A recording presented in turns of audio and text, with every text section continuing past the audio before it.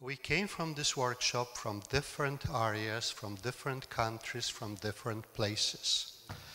Each of us has completely different point of view on the matters of Islamic art and Islamic design. Each of us here presenting in this table will be showing and will be explaining his point of view on Islamic art and how he came to the Islamic art in his life. In my case, you see my name is Mirek Majewski, or if you prefer it to have more complicated, Miroslav Majewski. That's a Slavic name which is making quite difficult.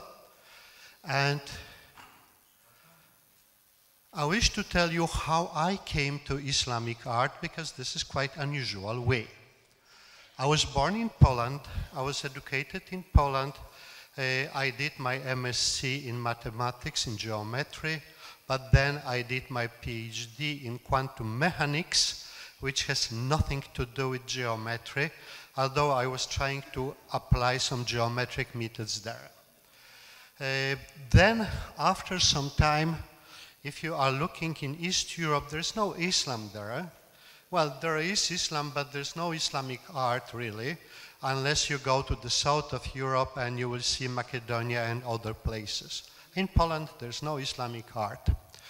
Then I went to Lebanon. My first touch with Islamic art in Lebanon was not very, let's say, extensive. In Lebanon is a mixed culture, and you can find Islamic art there, but not very much. And finally, the most important step in my life was Abu Dhabi. I went to Emirates, and I was living there for 12 years. Living in a place like this and having a view like this is the view from my apartment. So the apartment on 13th floor, and you're watching Abu Dhabi, watching all these beautiful mosques. Every morning I heard the morning call for prayer. I was opening my window and I was listening and listening and listening. This is just a poetry. When I was going to my office, I always walked to my office, I saw places like this one. There were buildings with Islamic decoration of this type in many places. When I was going with my wife for a walk, we were passing Khalifa Hospital, which has another Islamic decoration that you can see on this picture.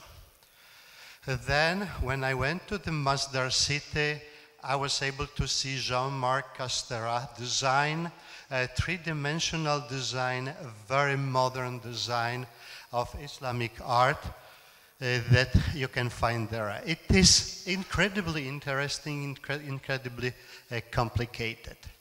When I went to Dubai, in Dubai, I was able to see Iranian mosques with beautiful Iranian decorations. So all this was building in my mind interest in Islamic art.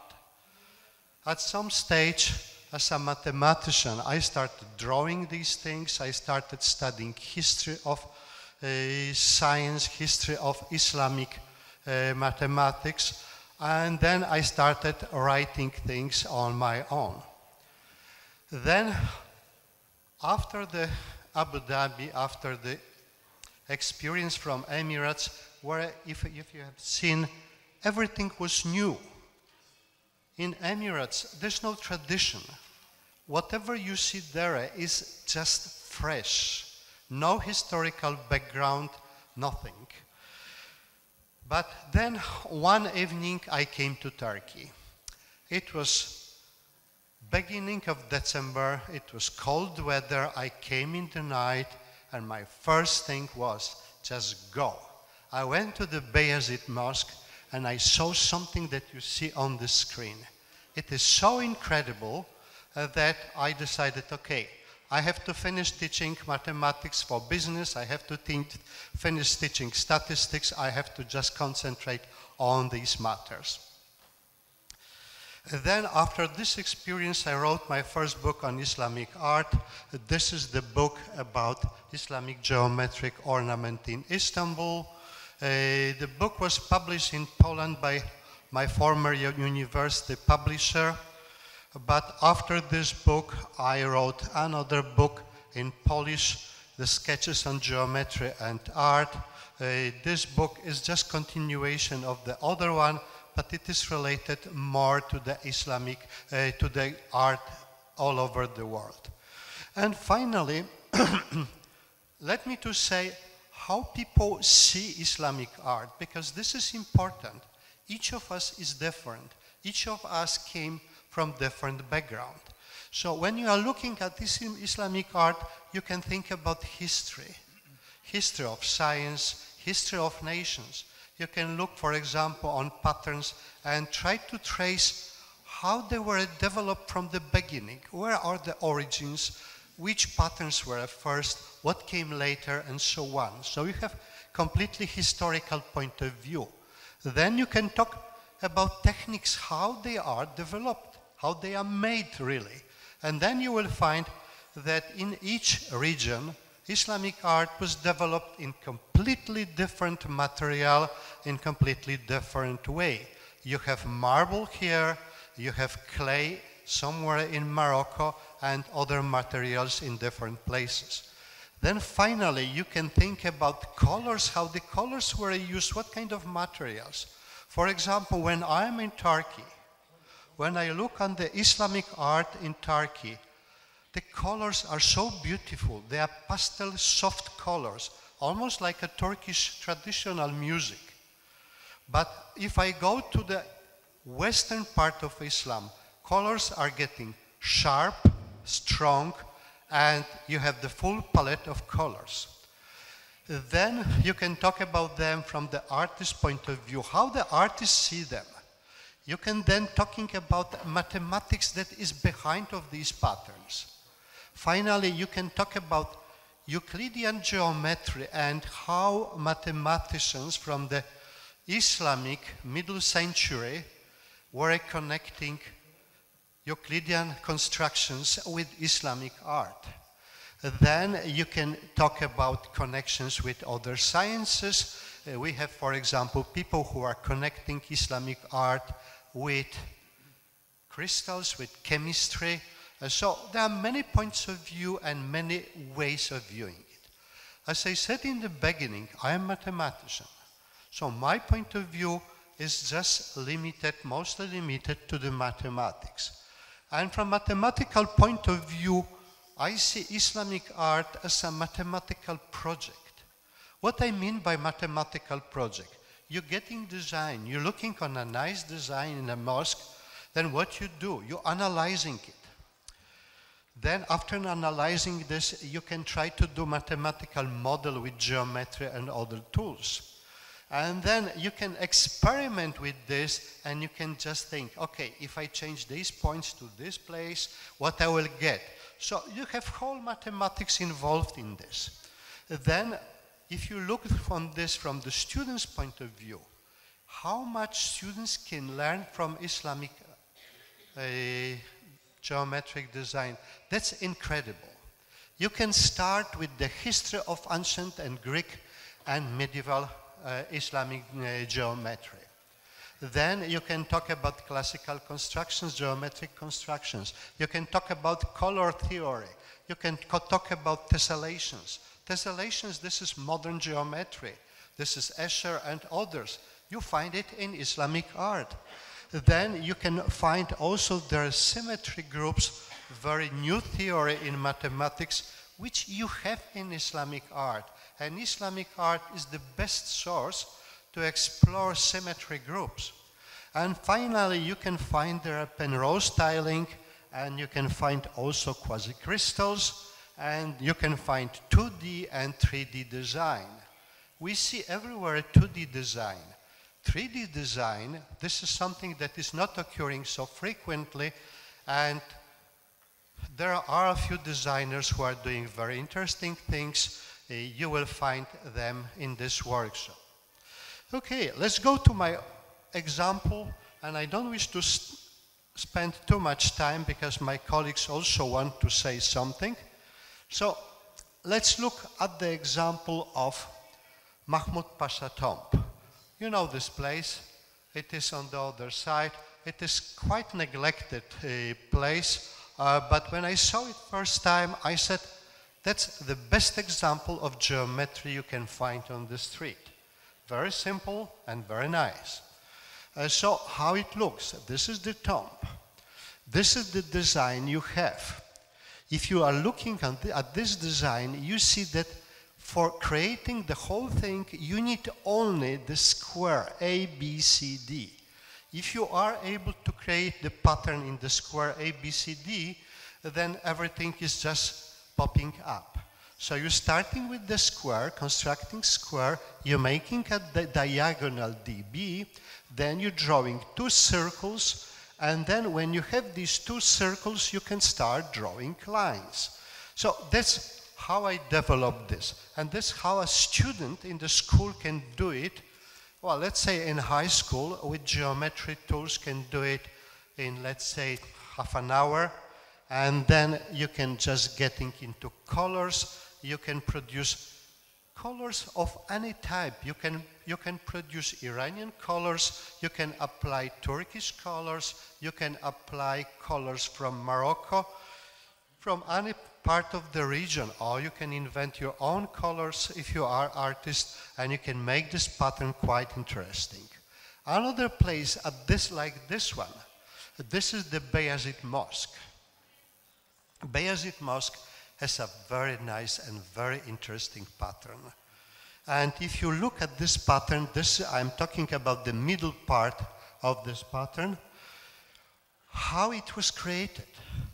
Everybody who is looking at this is saying, oh, that's incredibly complicated. No one can say how it was done.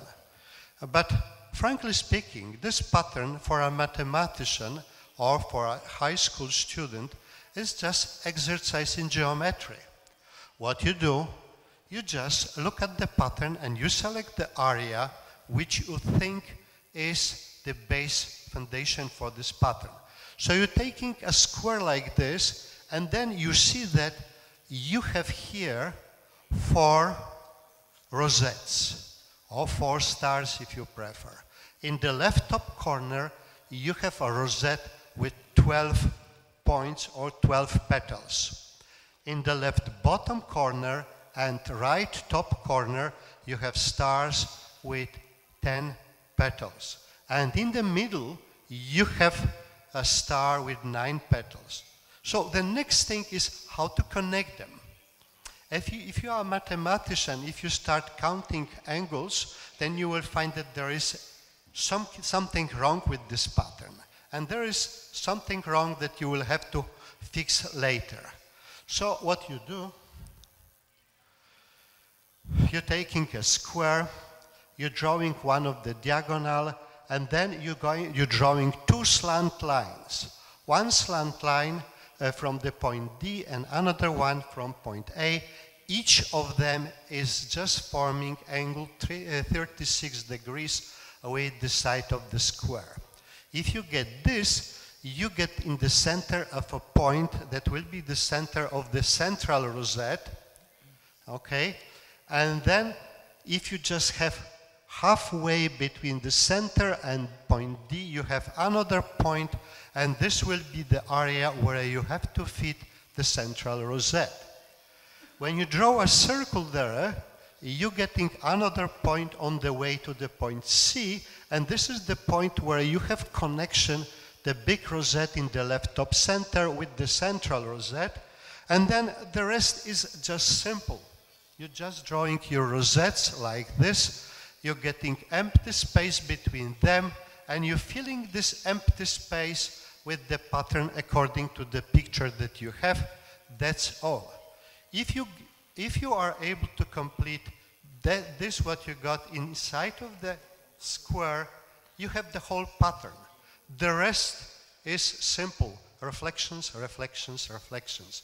Islamic art uses quite a lot of geometric transformations, and reflections, rotations are one of them that you can find in most of the Islamic patterns. That's my way to Islamic art, and that's my point of view for the Islamic art. May I ask Jay Bonner, to say about his Islamic art and his way to Islamic art. Thank you.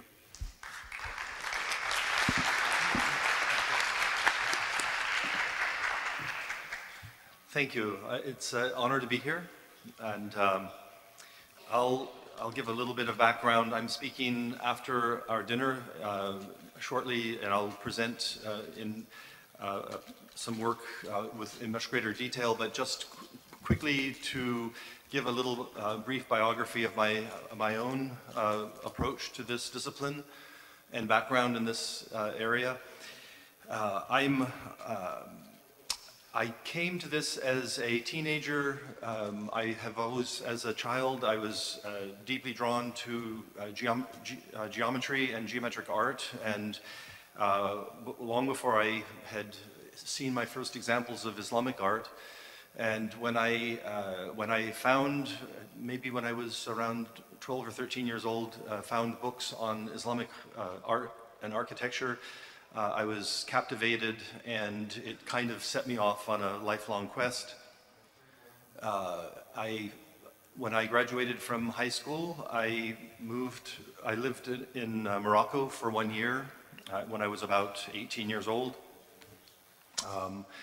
and loved it there. I was greatly influenced, loved the culture, loved the people, and loved the art and architecture. And this consolidated my interest and gave me a greater focus. I ended up going to university in the United Kingdom and in London at the Royal College of Art, where I did my master's degree in this area of art, in Islamic geometric art. I did not think to myself that there would be a career, but I loved this very much and wanted to study it. But as it turns out, when I received my degree, I was hired by an architectural company in London and started working as a designer, supplying designs for buildings in the Middle East. At the time, really I was focused on just geometric art, but I recognized that I needed to expand to be able to work fluently in the floral idiom as well. And I had the good fortune of following my graduation in London, of being hired by an architectural firm run by an Iraqi gentleman who was a specialist in floral design and in muqarnas, not really in geometric design. He himself had studied in Iran, and I had the great good fortune of being taken under his wing and learning from him the floral design skills. And with those design skills and with my geometric skills, I've worked now for many, many years as a design consultant on buildings principally in the Middle East, sometimes in Europe, sometimes in America, but mostly in the Middle East. I've had the good fortune and honor of working at the Prophet's Mosque in Medina, as well as in the Kaaba, in the Grand Mosque in Mecca, supplying ornamentation for the recent expansions to these two buildings. And so that's my professional background as a designer. This is what I continue to do, is work as a design consultant, mostly, as I say, in projects in the Middle East. In terms of my studies of this tradition of geometric ornament, for some decades now, for some 30 years, I've been working specifically in the field of design methodology, much like you were saying, with working with methods to recreate existing designs, but also with methods for creating new original designs. And of particular importance, I feel, in this field is a technique that employs underlying tessellations of polyhedra, and out of those tessellations, it's possible to, using key points upon the tessellations, to derive your pattern lines or place your pattern lines and thereby derive your finished pattern. And I'm going to be speaking on this methodology and several other methodologies later this afternoon. But for now, it is a primary part of what I do with this tradition. And of particular importance, I feel, is the historical evidence that is there for this particular methodology and for a couple of other methodologies that are also very important to this tradition. The reason methodology is so critically important, I feel, and I will be speaking to this more directly later, is that through an understanding of methodology, it's possible to continue this discipline into the contemporary period, and not just continuing it at a lesser level, but continue it so that it's a growing, living design discipline, geometric design discipline that is unfettered and free to expand the tradition. There's much opportunity for that, but only if the methodologies are understood. Thank you very much.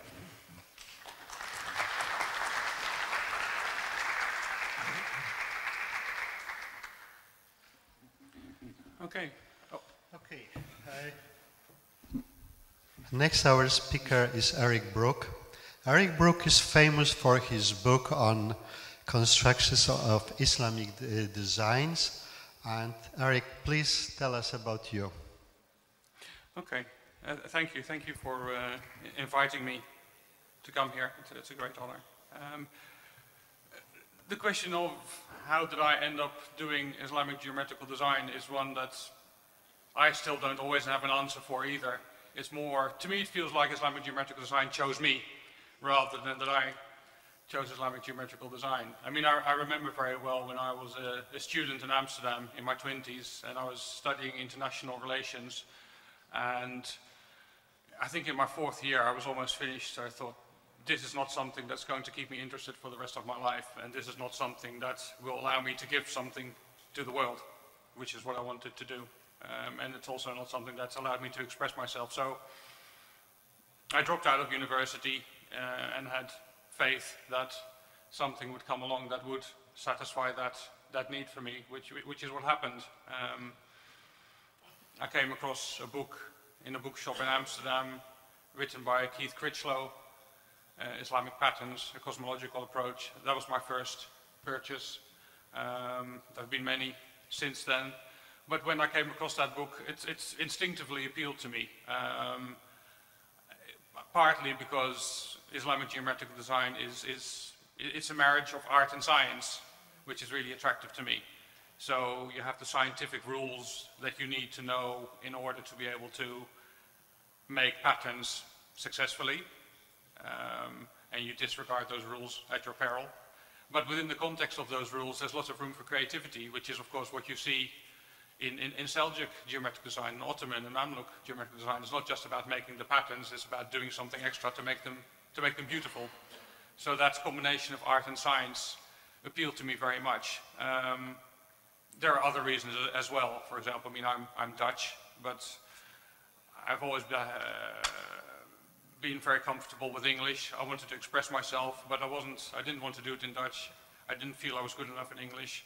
Geometry is literally, it's a universal language. And, you know, it's funny because over the years, as I reflect on why did I end up doing this, the reasons change, but the commitment hasn't. I mean, when I realized that I found Islamic geometric design infinitely appealing, I did tell myself, well, if I like it that much, it's not going to be a hobby, it's going to be I'm going to do it properly, regardless of what happens, basically. And that's the way it's been. And in the first 10 years, I never used a computer, and there's great value in that. I always used a pencil and a compass and a ruler, and I made compositions every day, compulsively. And it's only when I moved to London to study Islamic geometrical design at the Prince's Foundation which had at the time as its director Keith Critchlow. Now he was an example to me because his book is the first book that I bought.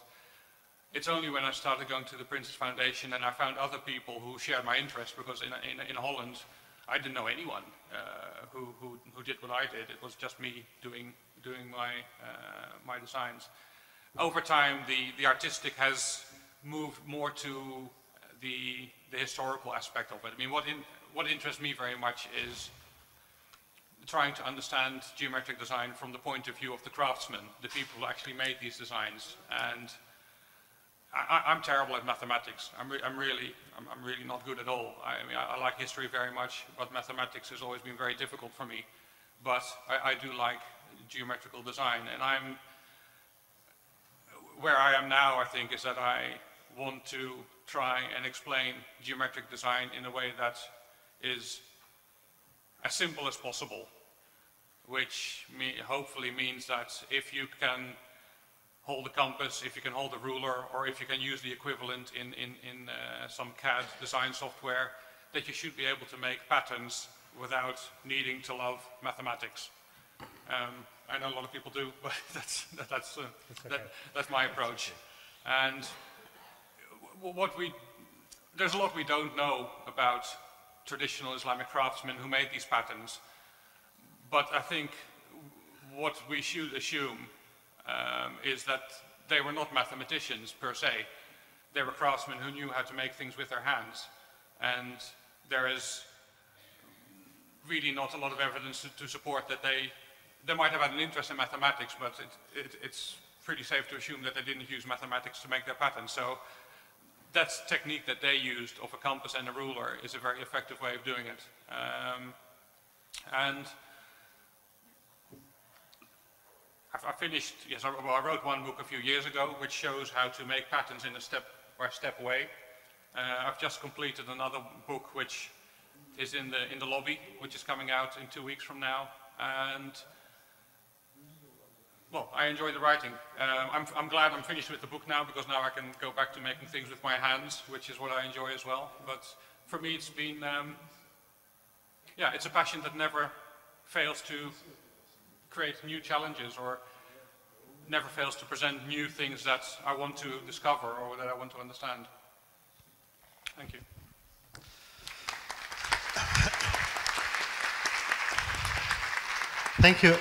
Thank you, Eric, again for this introduction. As we see, three of us, and each of us had different point of view on Islamic art. Now let's listen to Carol Beer, what she can say about her way to Islamic art.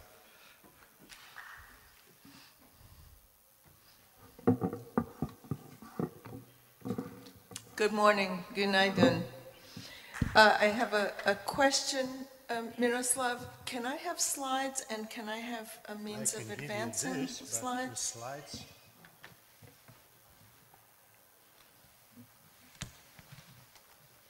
Beer. The right one.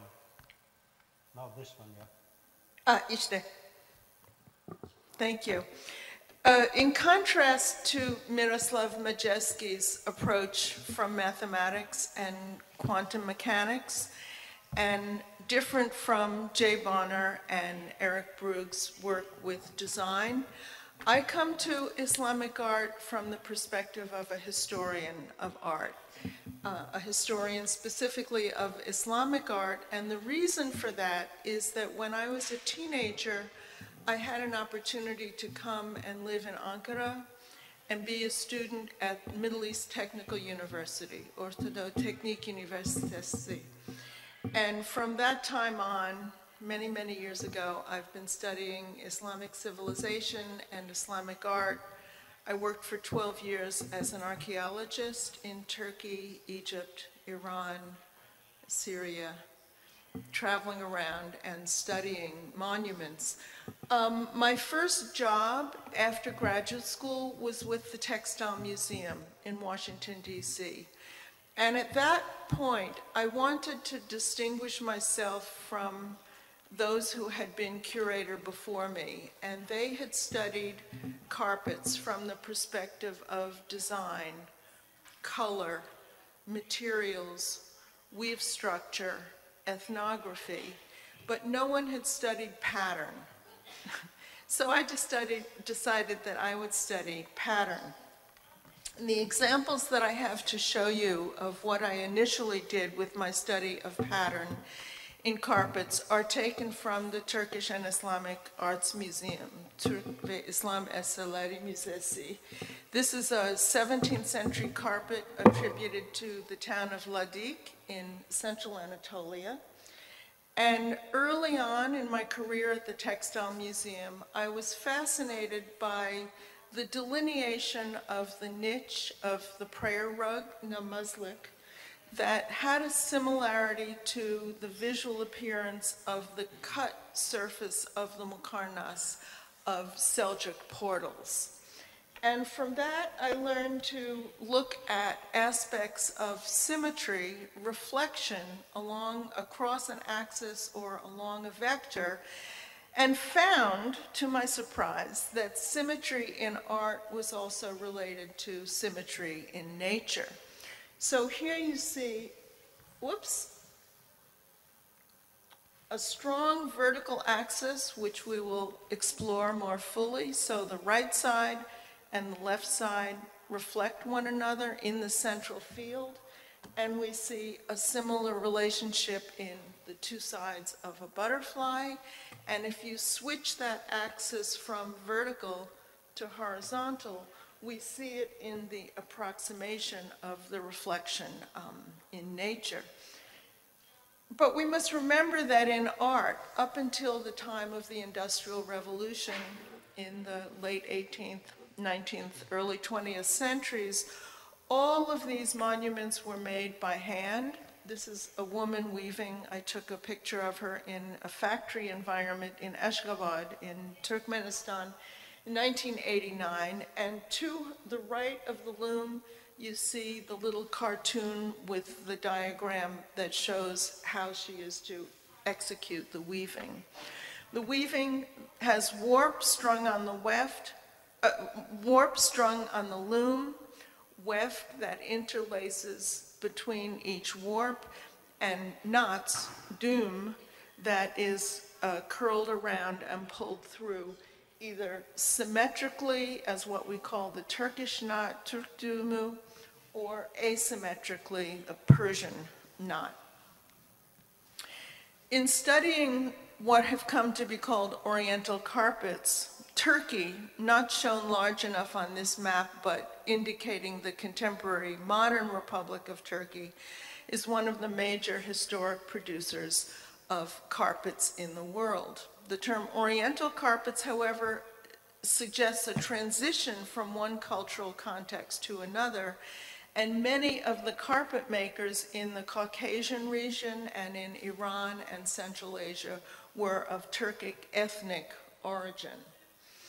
So I produced an exhibition that very soon became part of a website hosted by the Math Forum at then Swarthmore University and now hosted by Drexel University in Philadelphia. And I'd like to explore some of the aspects of that website with you, looking at carpets from Türk ve İslam Eserleri Müzesi.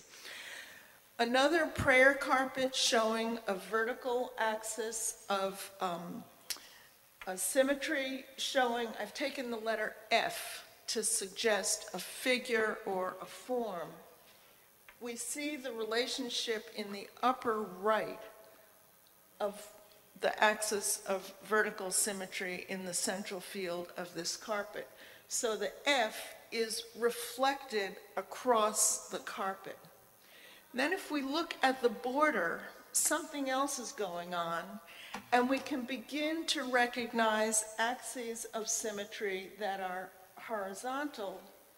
Oh, we have to subtract the grid that's on the slide. That doesn't work with my slides.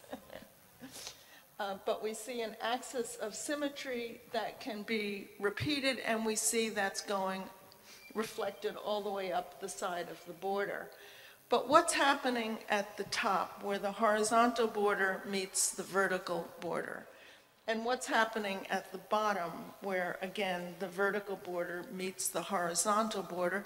And I began to recognize that carpets provide examples not only of symmetry, but of symmetry breaking. And when one leaves the mathematical field of symmetry or the crystallographic field of symmetry to symmetry breaking, one is moving from the ideal to the real, the world of the mathematician to the world of the physicist.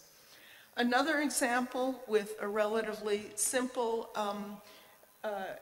example of reflective symmetry shows a detail of a carpet attributed to Bergamo with a vertical and a horizontal axis of symmetry, so that you have reflection horizontally and reflection vertically at the same time.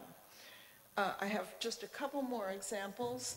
An Uşak carpet, which is a commercial production during the Ottoman Empire, 16th century, with a long vertical axis that comes down where the carpet curls, and with two horizontal axes, a central horizontal axis and two subsidiary horizontal axes of symmetry, so that the pattern is a large unit, but is a piece of a much, much larger pattern executed in the carpet by human hands. Well, approaching this more specifically, I was able to identify all 7 line symmetries or border or frieze symmetries, and 17 groups of plane symmetry. So although Miroslav Majewski and I have come from completely different academic backgrounds, we've arrived at a similar understanding of the way symmetry appears in Islamic art, and here specifically Islamic art in Turkey. Some of the oldest carpets in the world have been found in mosques in Divri, in Sivrihisar, and in the Sultan Aladdin Keykubat Mosque in Konya. And those that have been found in such locations are all located in either the Vakıflar Museum for Carpets or the Türk ve İslam Eserleri Müzesi, as you see here. So vertical axis of symmetry can be identified. Again, the grid of the screen is interfering somewhat in my analysis, but we see the very same pattern sequence that we saw in Miroslav Majewski's analysis from Bursa, from Beyazıt and from Mahmud Pasha Jami. We see vertical axes, horizontal axes, and relationship of form with reflection and reflection horizontally and vertically. Another early Seljuk carpet with a much smaller repeat unit creating an overall repeat pattern similarly shows horizontal and vertical axes crossing at 90 degrees and reflected.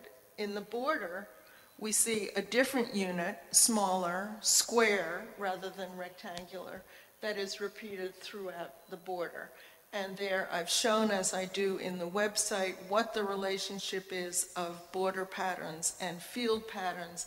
And historically in carpets, in traditional carpets, you never have an axis that goes all the way through. It goes just through the central field, and then there's one border, another border, a major border, and they each have a different calibration. It's not one consistent line through.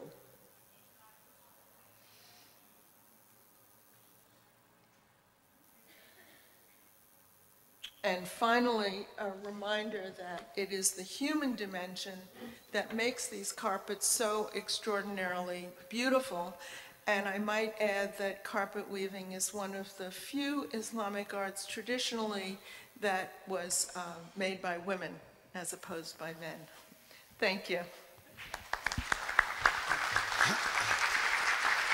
Thank you very much.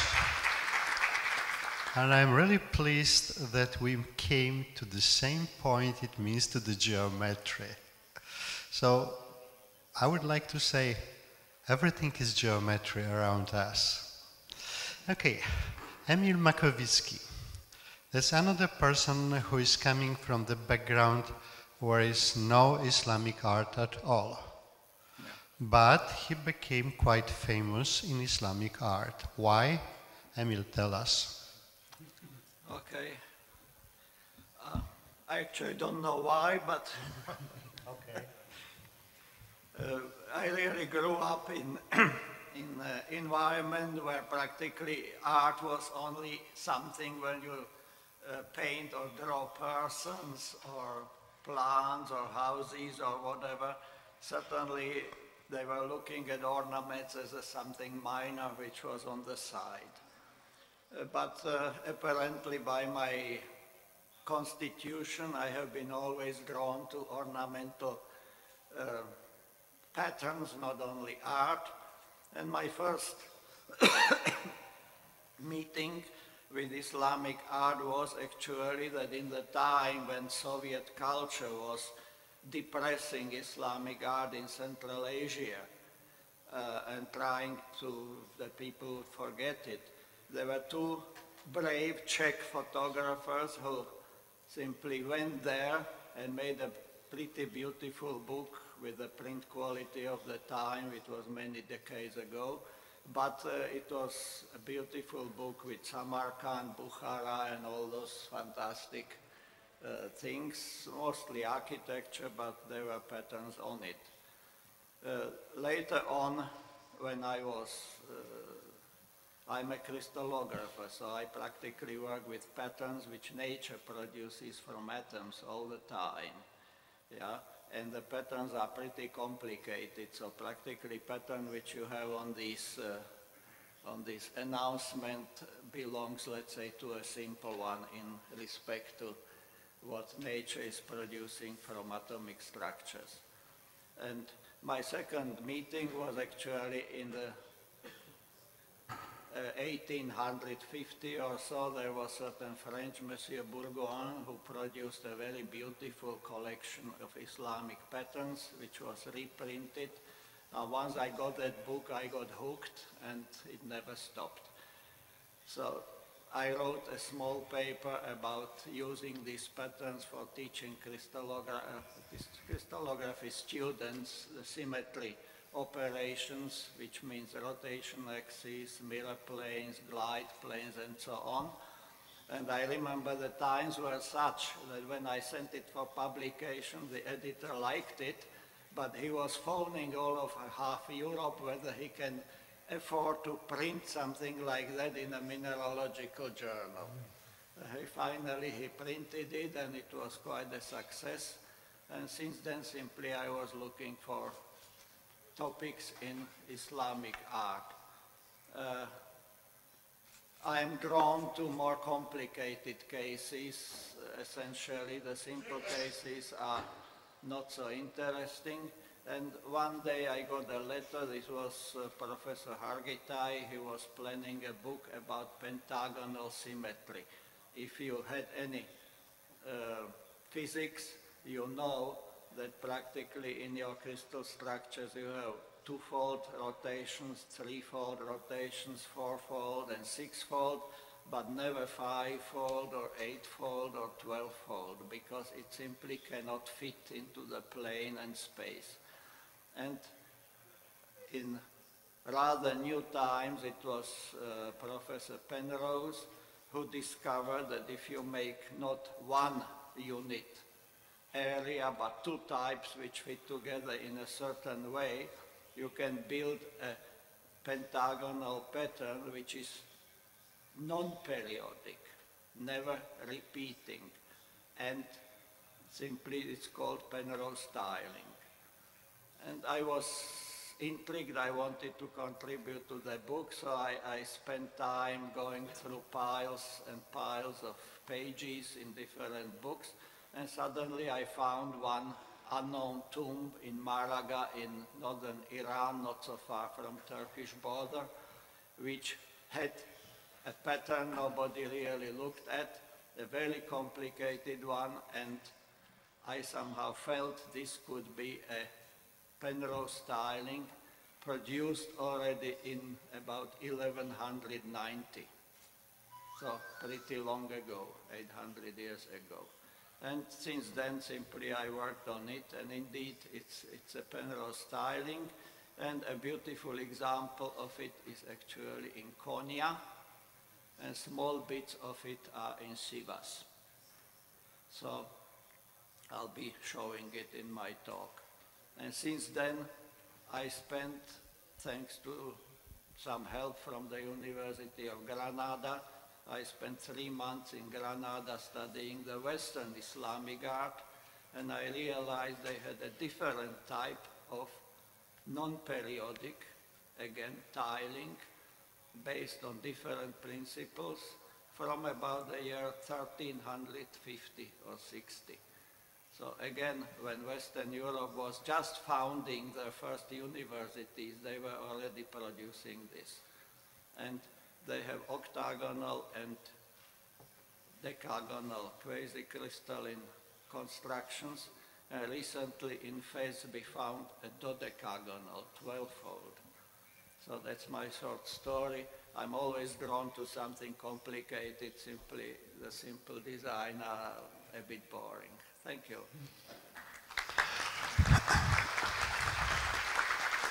Thank you very much.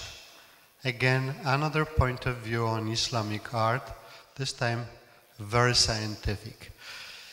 Now we have time for you to tell us or to ask questions to us or say something that will complement our talks. So the questions for you, the voice, the microphone is for you. Who wants to say something? You can speak in Turkish and it will be translated.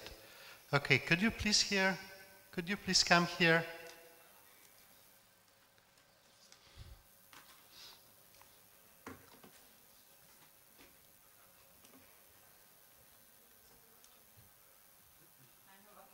Okay, yes.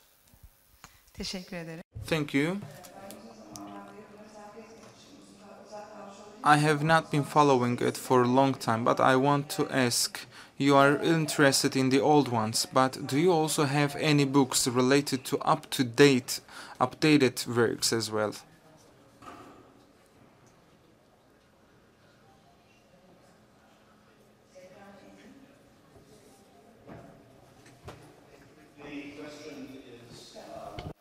Are there books available that speak to contemporary work with Islamic geometric design?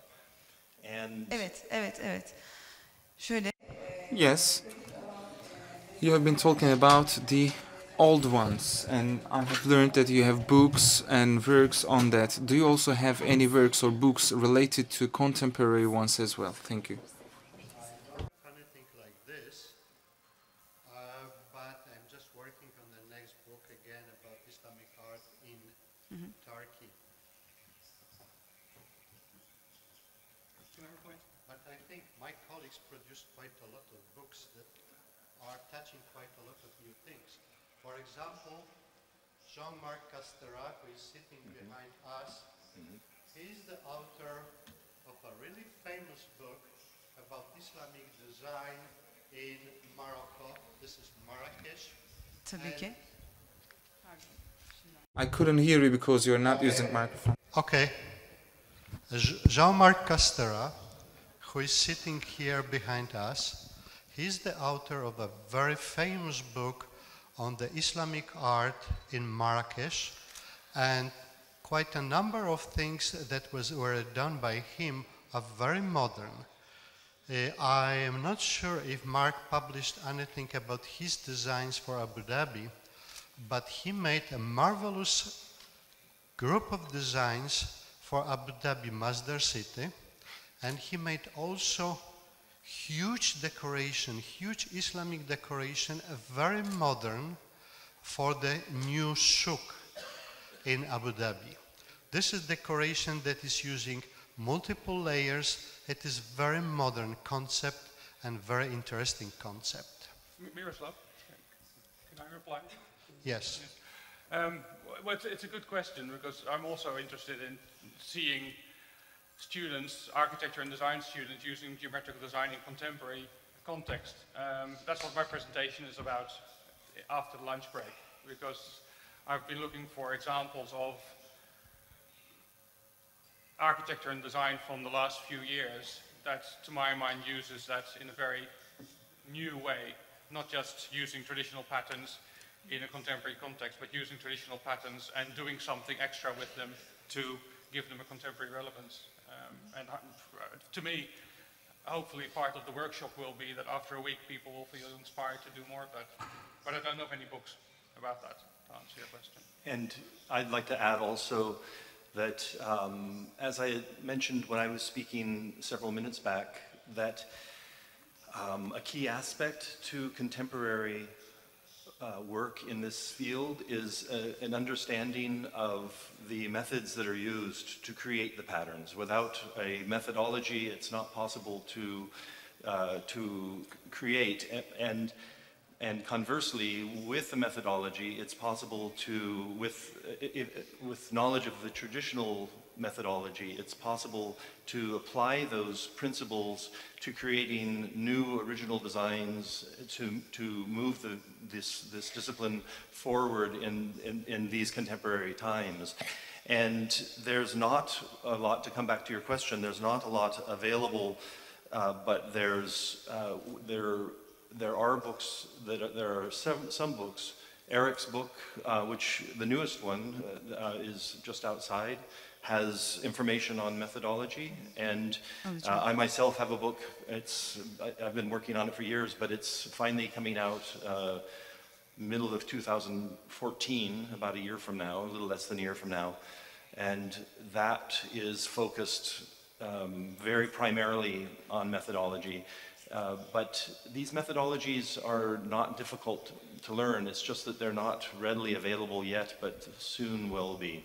There is information out there, though, and maybe if you would like to ask after, when we're milling about, we can talk a little bit more, but there is some information out. Yeah. Mm-hmm. Teşekkür ediyorum. Thank you. While coming here, I was excited that I was going to learn new things from you, but also I was wondering if there is any new studies on that. I am myself working on such patterns, and I'm really excited to be here in order to see your works as well. Thank you.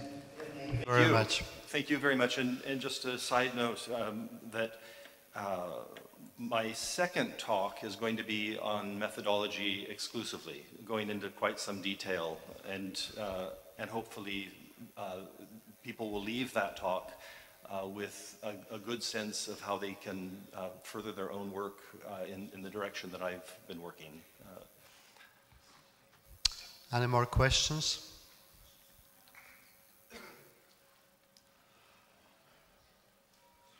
Okay. Can we get a microphone for the lady?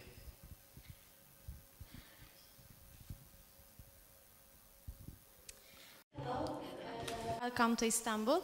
Thank you. I want to ask you, today in the global world, it's very important and very popular to make connections between different cultures.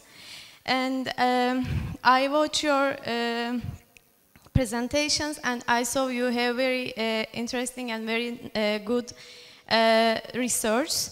And I want to ask you, do you have any works that you applicate these Islamic arts to your works in your countries or in your cultures, in architecture or in patterns or any others? But do you have works that you did an application from Islamic art to your works? Thank you. Okay. I think this is a question for yes, you. That's a nice question. Every project has a different requirement from the point of view of the client. It's often this question of cross-cultural influences is one that is fascinating to me as well. And I'll just give you a couple of examples from my own repertoire of work. When I was working on the Prophet's Mosque in Medina, there are 27 large domes, larger than this. And the domes are decorated with a floral pattern, with a geometric rosette with floral inserts.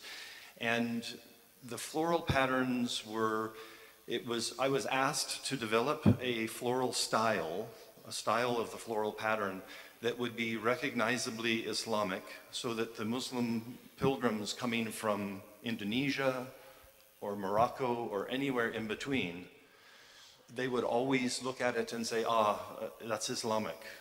But the client also felt important that the particular design should not be recognizably from any one epoch or part of the Islamic world, so that they wouldn't look, and people wouldn't look and say, that's a Moroccan pattern, or that's a Persian pattern. So it was universal, pan-Islamic. The idea was that it be pan-Islamic.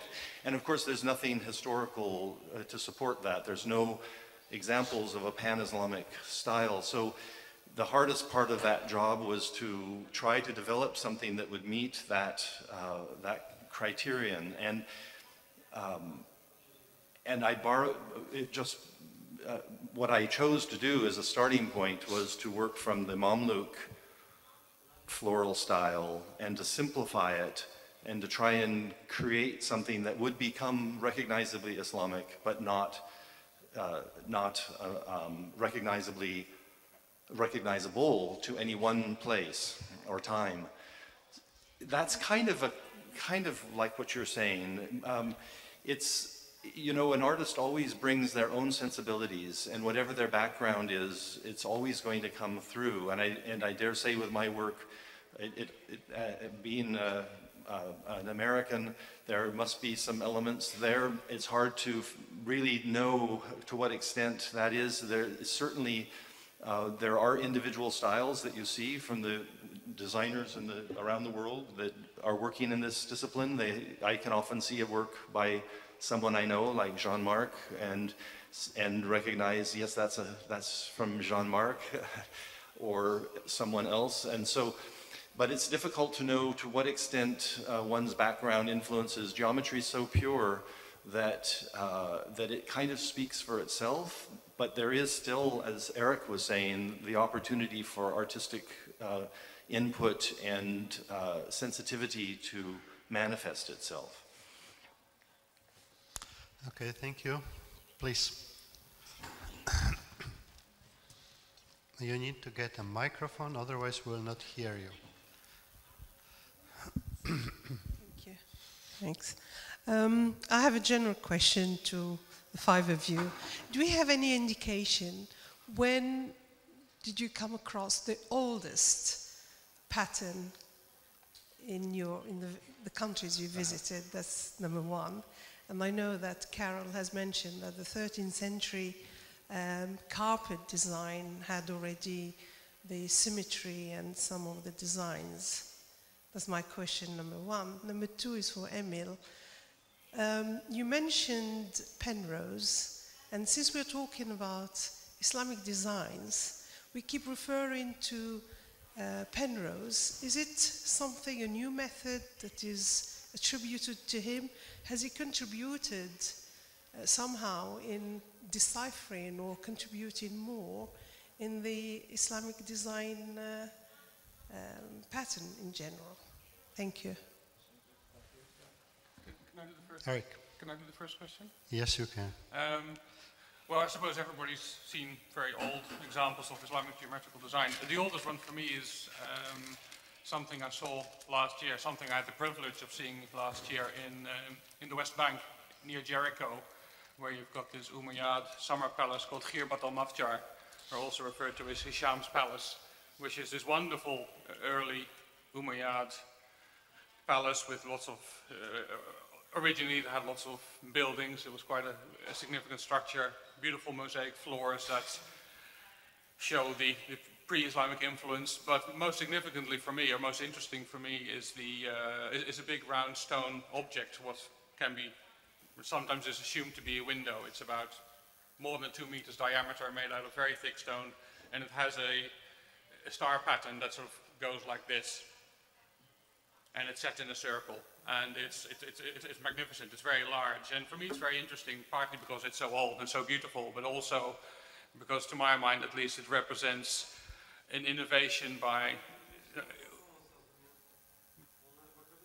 it represents Umayyad craftsmen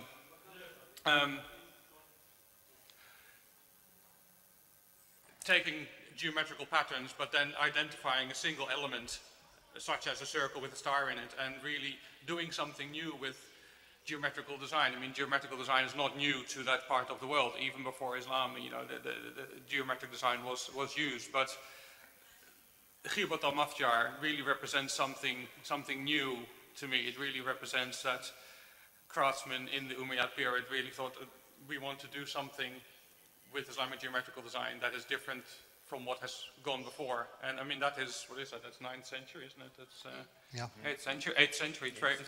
It's very early. Okay, the Penrose part. The Penrose part. Who can say whatever? About this early design, the other place to go is simply to go to Spain, to Cordoba, and practically it was the Umayyad dynasty, the guy who ran away from, I think it was the Abbasid slaughter of all Umayyads, and he managed to escape and became the Emir of Cordoba.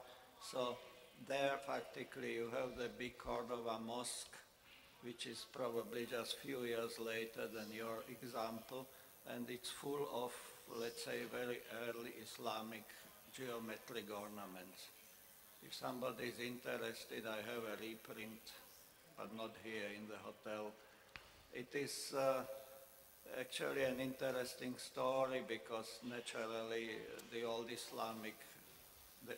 Islamic design has a lot of inheritance from Byzantine and other, and it becomes suddenly a different feeling than you had in these examples. You can feel that something changed. It was maybe not so tangible, but it changed, and it's a new form of understanding the geometric design. As for Okay.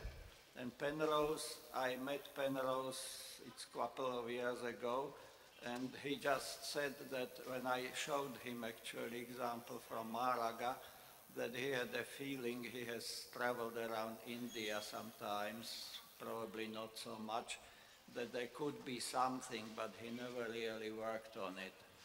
So that's the answer. No, well, the truth is that Penrose was never doing anything in Islamic art. And what happened really, the Malaga Tower has a design that is pentagonal design, and it is very similar to the quasi-crystals that are known also in chemistry. And a few years ago, Peter Liu wrote a paper and had a conference talk connecting Penrose designs with Islamic designs. There is quite a lot of questions related simply to this relation, but Penrose itself didn't do anything for Islamic art or in Islamic art. May I add something? Yeah. Mr. Liu simply stole it from my paper from 1992. Yes, I know this. Yes, I know this. But the thing is that he made it so loudly, the whole world was able to hear him, and no one was able to hear you complaining that this is your work. But I know the story. Yes. Sorry, I'm a very sort of timid guy. I don't shout too loud. Okay. And I just wanted to add back to the question of the historical patterns. This afternoon, when I give my talk, it's going to focus on the pre-Islamic antecedents to Islamic geometric art.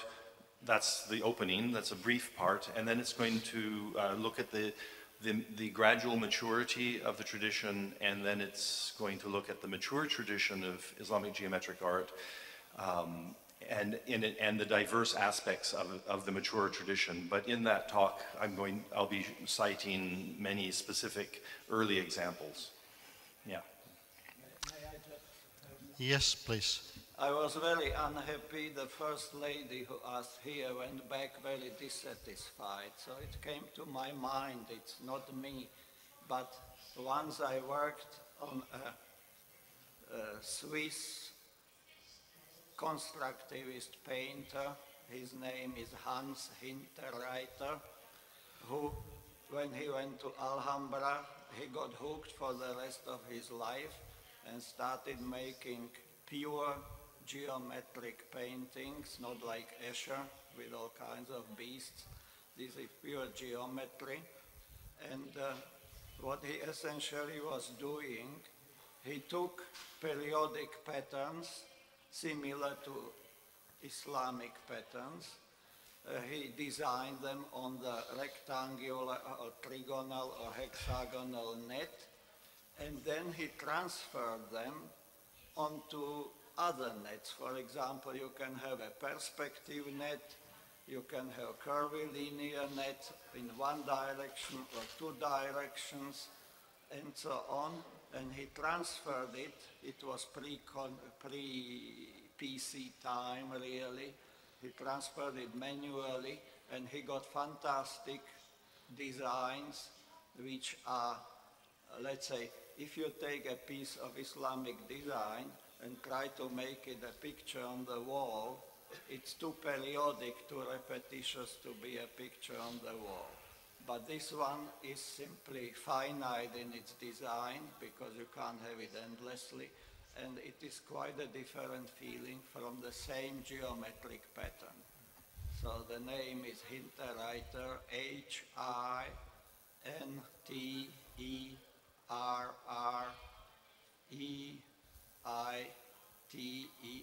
That's a good German name from Switzerland. So if you find his work, there are some books published about him. You can have inspiration how you can modify the Islamic patterns to a modern world, one of the ways. Okay, thank you. Carol. Yeah, I just wanted to address the question of the earliest patterns and make a particular distinction, two particular distinctions. First, the Seljuk carpet fragments that have been found from the 13th century are not the earliest evidence of carpet in the world. The earliest was found in a burial in the Soviet Union at a site called Pazyryk, the Pazyryk carpet, which today is in the Hermitage collection in Petersburg. That's 5th or 4th or 3rd century BC, depending on how one goes about deciding on a date. But the difference is anyone can make a pattern by repetition of a unit. The question is, was the mathematics of the process understood? And that's where I think when one looks at the early evidence in Egyptian tombs or Roman pavements and compares it to what evolved in the Islamic world in the 11th, 12th, 13th, 14th centuries, there is a radical distinction between the empirical process of pattern making and the mathematical understanding as we know it today of pattern making. Okay, thank you. One more question, please.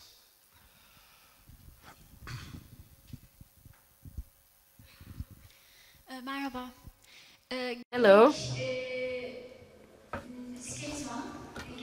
Both Skidman and the other speakers, the other experts, they didn't make any studies on Islamic art. They were just analyzing the works of experts who have done Islamic art. I have a question to Mr. Emir. You have talked about a work in Morocco. What is this work? Is it Kimbedi Kabut? And after the answer, I will ask another question. If it's Kimbedi Kabut, there is an article about it, Kimbeti Kabut,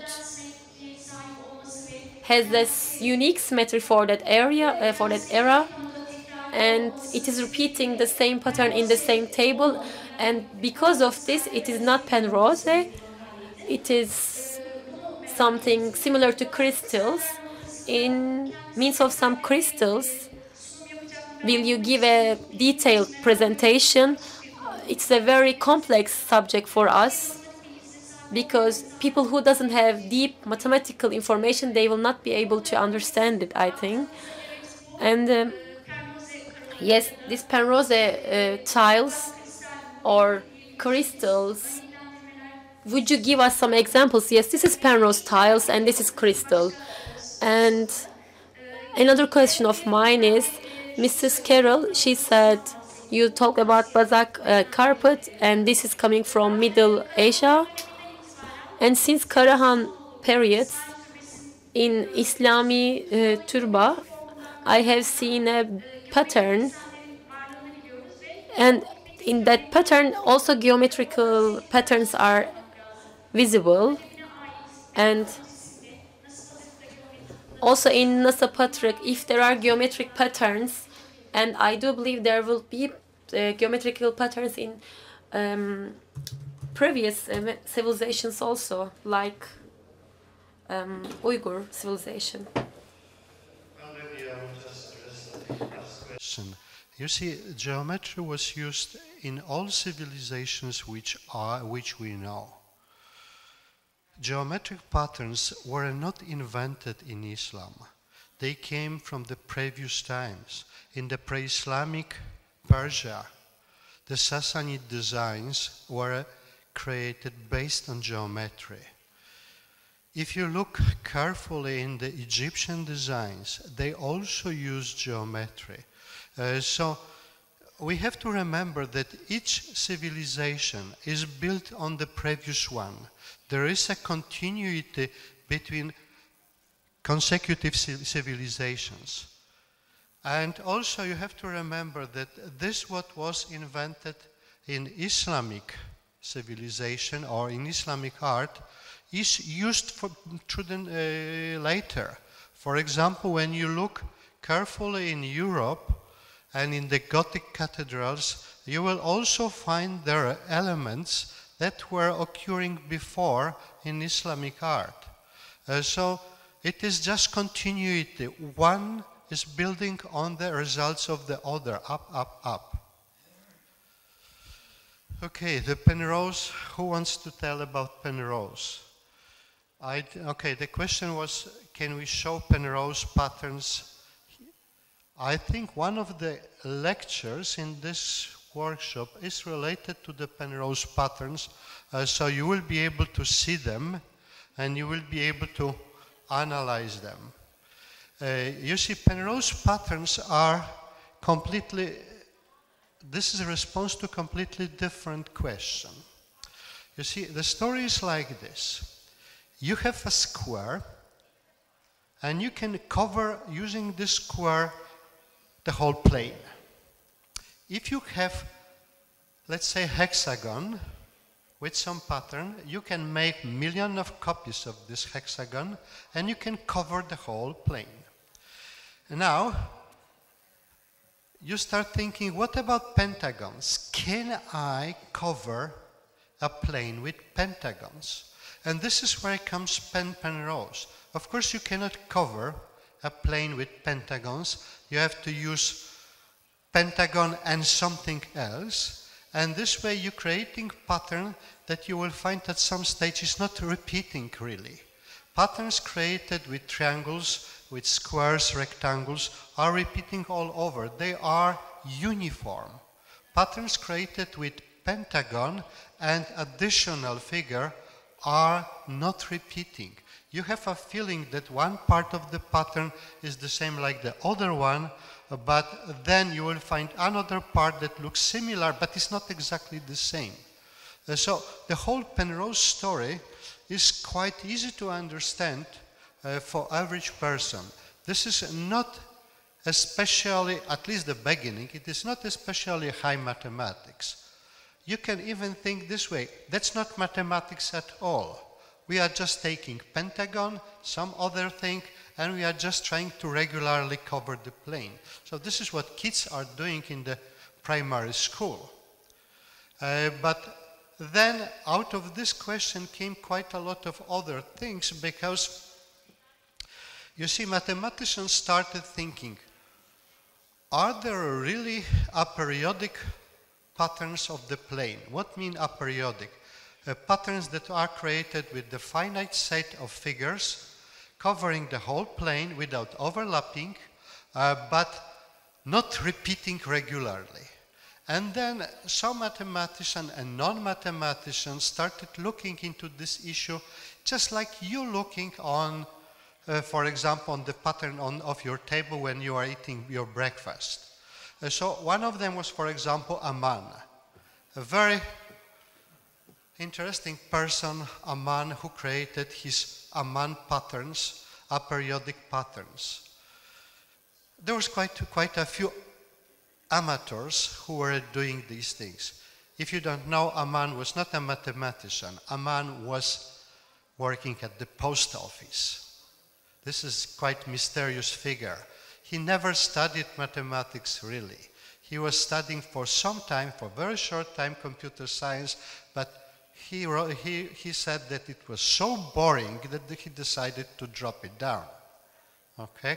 So, in many cases, I just wish to mention Eric. Eric said he is bad in mathematics. It depends what kind of mathematics. Because, for example, doing constructions with compass and ruler, that's mathematics also, okay? You're applying the 3 principles that you have from Euclid. You have 2 points, every 2 points you can connect with the segment. Every segment can be extended to the line. And then, if you have 2 points, you can always create a circle where 1 point is the center and the distance between these 2 points is the radius. That's mathematics. You don't consider this as a mathematics because this is what kids are doing normally, okay? But this is also mathematics, and everything what you will get using these 3 principles, this will be still mathematics. This will be mathematical geometric construction. So mathematics in many aspects, it is a science that we are just looking at this and we say, okay, that's not mathematics, that's a play. I can play like this. But Eric is using mathematics, sorry. Okay, even if he is saying that he doesn't like it. Okay, I have a simple note. I'm a crystallographer, I'm not a mathematician, and I am using symmetry and patterns. I am not creating some new concept. So come to my lecture and you will get it flat and simple. Okay, I think we should finish. Do we have time? Okay, one more question. Okay. Okay, I will come to you. Since our subject is geometric patterns in Turkey, I would like to focus on Turkey a little bit, and I would like to ask, what can you say about the diversity of geometric patterns in Turkey with respect to other countries like Morocco, Andalusia? And also, I would like to ask you, if there would be a Guinness Book of Records, what would be your number 1, 2, or 3 in complexity with regard to geometric patterns? Can you give us some examples from Turkey, for example, of which you think that's the most complex pattern you have encountered? Yeah, that's why I love the fact that this conference is here in Turkey, because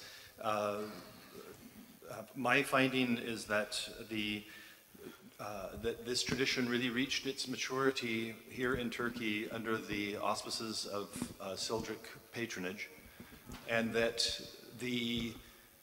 certainly the mature style spread to the other parts of the Islamic world, but that the work that was done here was immensely important to that spread, and that full maturity was reached at the earliest period of time here in this region. Great patterns were also being made in areas especially under Seljuk control, Seljuk influence, like in Syria and and in Iran, but there was a concentration of attention and a concentration of geometric diversity, stylistic diversity that happened under the Seljuks here in Turkey that make it a remarkable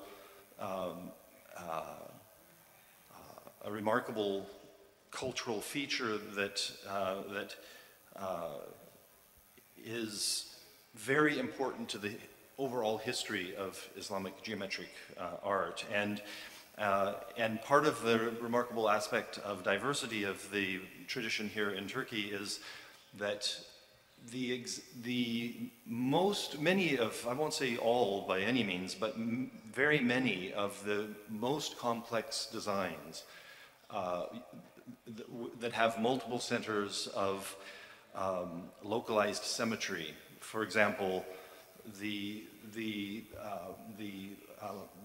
mimbar design that we saw earlier with 16-pointed stars and 10-pointed stars and 8-pointed stars and 9-pointed. Was there 16? No. Okay. And this is from this region.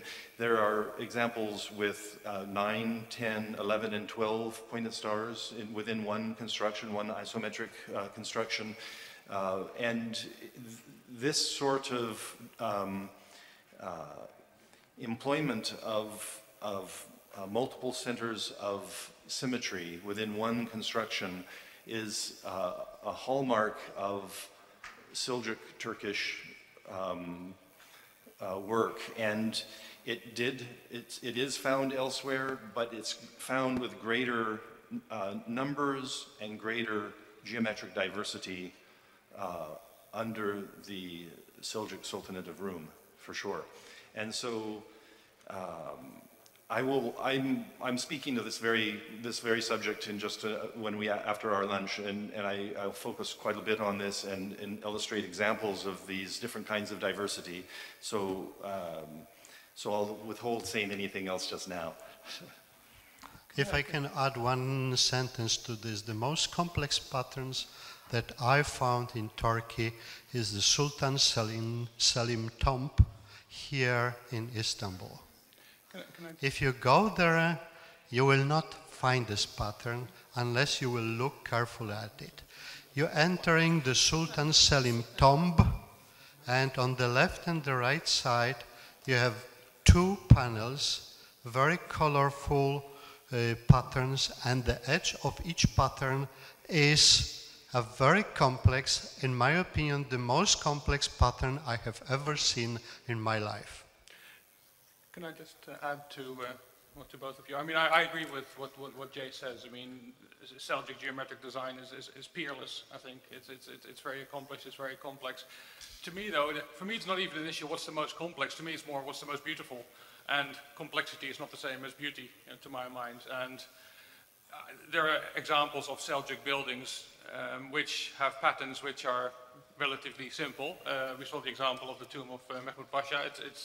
It's a beautiful building because of how it's been executed, of how colors have been used, how contrasting colors have been used, and also how different geometric patterns are used together. I mean, one building that comes to my mind immediately is Sultan Han near Aksaray, which is beautifully decorated with complex patterns and with patterns that are not complex, but it's not about these individual patterns, it's about the building as a composition where everything contributes to a total picture, and I think the Seljuks did that extremely well.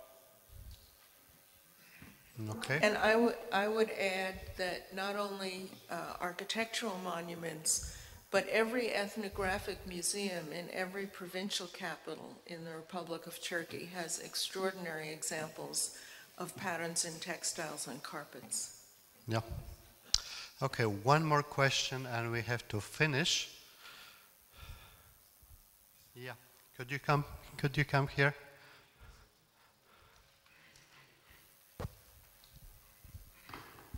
Hello, Nasser from Jordan. Why did the Muslim architects and designers use geometry? Why geometry always famous with Islamic art and Islamic architecture? Can we count or define some kinds of function to this geometry? Is it just some kind of ornament or planning, or what can you tell me? Thank you. Do you wish to say something, or I can say if you wish? I'd be happy to answer. Okay, that's your...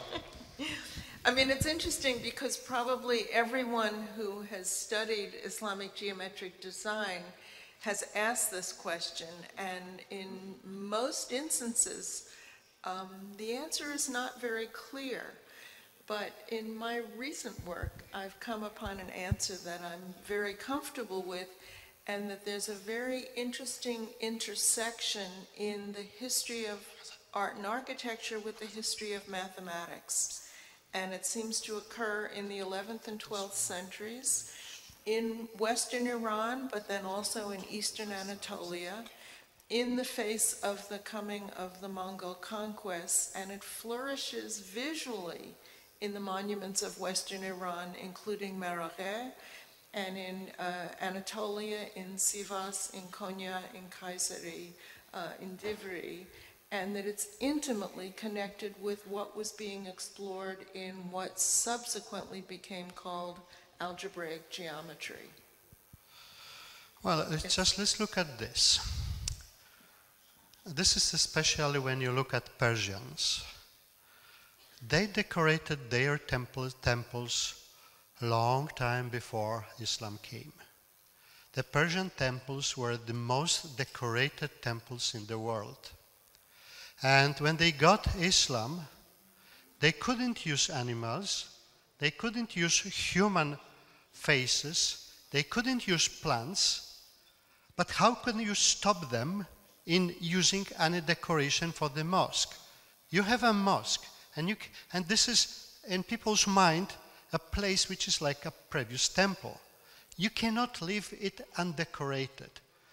So this was natural way of using lines, segments, circles to decorate this. This is my point of view. I mean, there are different theories. I mean, another theory that I've heard is that it's related to the nomadic existence of early Islamic peoples who lived in tents, and that they tried to adorn their buildings with fabric as if they were tents. I'm more in Carol's camp in the sense that we have to acknowledge that we should first of all say we don't really know what the motivation is. I think there are a lot of reasons that are then sort of projected onto the motivations why they started with geometrical patterns. I think it's partly connected to what was being done before prior to the advent of Islam. It's related to that. But why people persisted over the centuries, I wouldn't like to say. And yes. I'll just quickly add that just like we find, we meaning collectively, in this contemporary time, we find geometry beautiful, visually stunning. I think we can safely assume that people have always felt this, and that there's an attraction to delving into geometry, and when you delve into it, you find greater and greater complexity. I think also something that I'm certainly not a neurologist, anything but I find it interesting that recent findings in the field of neurology have indicated that the human consciousness under certain circumstances, like severe migraine headaches, the people will hallucinate, and they will invariably hallucinate with complex geometric patterns and repetitive forms in 3 dimensions, frequently sometimes 2 dimensions, and that there seems to be something in our neural system that is identified with geometry, and more specifically with geometric patterning. And if that is indeed the case, which it is, it doesn't seem far-fetched that our psychology would be also oriented towards seeing beauty there if it's already wired into our neurosystem. Okay, thank you. Carol, do you wish to say something, just the last sentence? Well, it brings up the argument, and with all due respect, the Sasanian patterns that we know are not associated with Persian temples. There's not any Persian temples that I can think of that have geometric pattern. Yeah. But as I said before, in Persian art, in Persian architecture, before Islam, they were already using geometric patterns. Okay, you have to take a paper of Mahsa Kharazmi about the Sassanid architecture, and you will have it there. But those patterns are on palaces, they're not on temples. Okay, we have to talk about this more. Okay, thank you. Thank you everybody for coming here. It was very interesting and very nice to see all of you here, and I hope this is not the last one when we see everybody in this group. Thank you.